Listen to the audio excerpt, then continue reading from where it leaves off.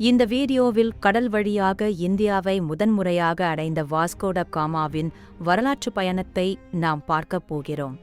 15ஆம் நூற்றாண்டில் இந்தியா உலகம் முழுவதும் மசாலா பொருட்கள், பட்டுப்புடவை, இரத்தினக் கற்கள் மற்றும் முன்னேற்றமான வர்த்தக முறைகளுக்காக புகழ்பெற்ற நாடாக இருந்தது.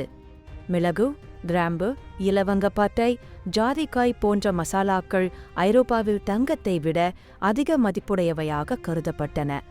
ஆனால் ஐரோப்பியர்கள் இந்தியாவை நேரடியாக அடைய முடியவில்லை.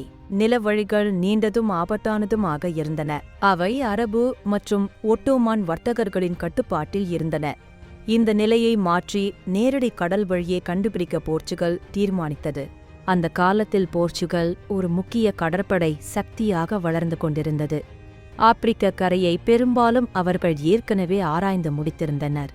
இந்தியாவை கடல் வழியாக அடைந்தால் பெரும் செல்வமும் அரசியல் அதிகாரமும் கிடைக்கும் என்று போர்ச்சுகல் அரசர் மானுவேல் நம்பினார். இந்த மிகப்பெரிய மற்றும் ஆபத்தான பயணத்திற்காக போர்ச்சுகலில் பிறந்த அனுபவமிக்க கடற்படையாளர் வாஸ்கோ ட காமாவை அவர் தேர்வு செய்தார். வழிகாட்டல், கடல் பயணம் மற்றும் கட்டுப்பாட்டில் சிறந்தவர் என்ற பெயர் அவருக்கு இருந்தது. பலர் இதை திரும்ப முடியாத பயணம் என்று கருதினர். ஜூலை 8ஆம் நாளில் 1497இல் வாஸ்கோ ட காமா 4 கப்பல்களும் சுமார் 170 மாலுமிகளும் உடன் லிஸ்பனில் இருந்து புறப்பட்டார். கப்பல்களில் ஆயுதங்கள், உணவுப் பொருட்கள், பரிசுப் பொருட்கள், மதபோதகர்கள், மொழிபெயர்ப்பாளர்கள் மற்றும் ஆபத்தான பகுதிகளில் தகவல் சேகரிக்க அனுப்பப்படும் கைதிகள் கூட இருந்தனர்.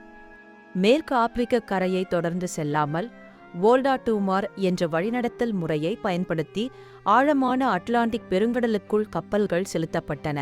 இது பயணத்தை மேலும் ஆபத்தாக்கியது. பல மாதங்கள் கடலிலேயே கழிந்தன.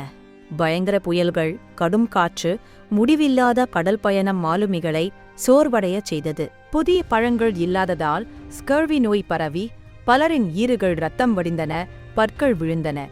உடல் பலவீனமடைந்தது. பல மாலுமிகள் கடலில் உயிரிழந்து கடலிலேயே அடக்கம் செய்யப்பட்டனர். தென் ஆப்பிரிக்காவின் கேப் ஆஃப் குட் ஹோப்பை அடைந்த போது மிக கடுமையான அலைகள் கப்பல்களை சேதப்படுத்தின. இருந்தும் வாஸ்கோ ட காமா திரும்ப மறுத்தார். கேப் ஆஃப் குட் ஹோப்பை கடந்த பிறகு கப்பல்கள் கிழக்கு ஆப்பிரிக்க கரையை நோக்கி சென்றன.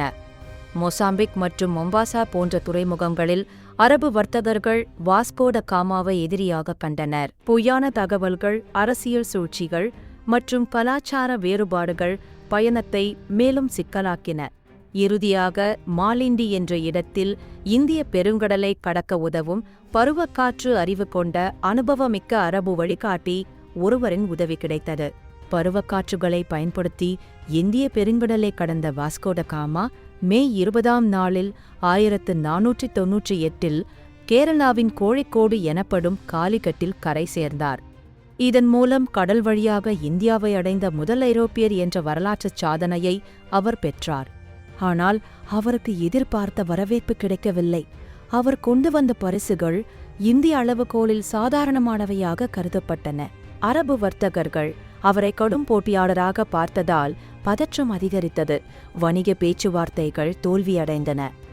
1499இல் வாஸ்கோ ட காமா 2 கப்பல்களுடன் மற்றும் மிக குறைந்த மாலுமிகளுடன் போர்ச்சுகலுக்கு திரும்பினார். உயிரிழப்புகள் அதிகமாக இருந்தாலும் இந்த பயணம் ஒரு வரலாற்றுச் சாதனையாக கருதப்பட்டது. ஏனெனில் இந்தியாவிற்கு நேரடி கடல் வழி இருப்பது நிரூபிக்கப்பட்டது. இதன் பின்னர் போர்ச்சுகல் தொடர்ந்து இந்தியாவுக்கு கப்பல்களை அனுப்பியது. இது கட்டாய வர்த்தகம் மற்றும் ஐரோப்பிய காலனித்துவத்தின் தொடக்கமாக மாறியது. வாஸ்கோ ட காமாவின் பயணம் உலக வரலாற்றையும் இந்தியாவின் எதிர்காலத்தையும் மாற்றிய ஒரு முக்கிய திருப்பு முனையாக அமைந்தது.